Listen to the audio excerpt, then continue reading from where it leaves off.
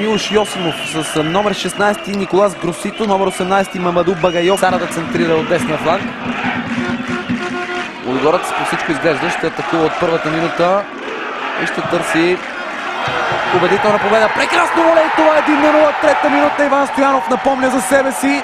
Ето така се започва матч в Европа. Щитник гледаше топката, нямаше представа къде Иван Стоянов се намира точно. А волето на Иван Стоянов бе от много висока класа. Играта на Лестър Пелтиер. Сега пас дълбочина. Ще стигне до топката български футболист. Това е удар, който обаче минава в страни от вратата. Качественото превъзходство на Лудогорец, нещо, което признавам си, сериозно ме изненада. Но от това, което виждаме за сега, думите са му верни, а тук Дания Бал може да направи резултата 2-0 и това е факт. 12-та минута Лудогорец нанася огромен удар. Пас. Добро овладяване и прострелен удар по земя между краката на вратаря. Да, за небесно-сините. Лестър вази своя тим от атака по този фланг.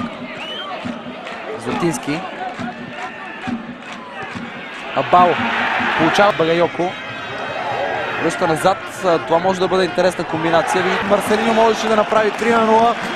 Независимо, че не. Това е хубава атака на Лудогорец. Марселиньо чака подаване. Вместо това е търсен отново Безек и корнер в края на първото полувреме. Отново неубедителна намеса за малко да се стигне до автогол, след като вратаря Матош Путноцки за пореден път излезе неразчетен. Ще видим удар от тази дистанция. Не е заучено изпълнение. Това е чудесен шанс. Прехвърлящ удар и това е града. Какъв пропуск в 50-та минута, не бяха изминали 5 от началото на второто. Домакините ще опитат да успят съперника и перфектен извеждащ пас сам срещу вратата е Марселиньо. Прибира добре топката, след това губи баланс и ето, че това е нов пропуск за Лудогорец. Ето го важния момент. Ешпиньо центрира Фалцово, играч зелено, играе с топката, след това поредица от неумели изяви и Теро Мантула прави грандиозен пропуск. Нещата. Авантаж чудесен на Мауро Бергонци. Авантаж 3 срещу 2 Лудогорец. Трябва да накаже съперника тук. Идеален шанс и това е 3-0. Най-накрая логичното се случва. 78 минута. Българския шампион може би вече прати не в нокдаун, а в нокаут своя опонент. Дания Бал втори гол в матча. Ето чудесния пас, който получи той. И завършващ удар по край вратаря. А сега Слован опитва последни атаки в този матч. Много сериозна опасност. Шансове на Слован. Може да видим и четвърти гол. Димо Бакалов сам срещу вратаря. Спасяване на Путноцки.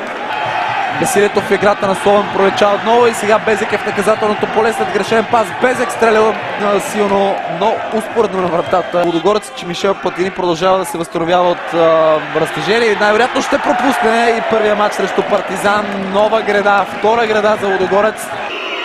Фокусираме се върху това заучено изпълнение. Сума стреля с десния крак. Отвори добре, замахна, но защото неговата инвестиция най-накрая ще даде резултати в Европа. Това е края.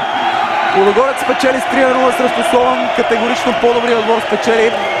И спокойно ще чака да види дали Партизан ще успее да преодолее своя непретенциозен съперник. По-сериозни за Стойчо Стоев. Той дебютира днес с успех. Трябва отново да поздравим всички в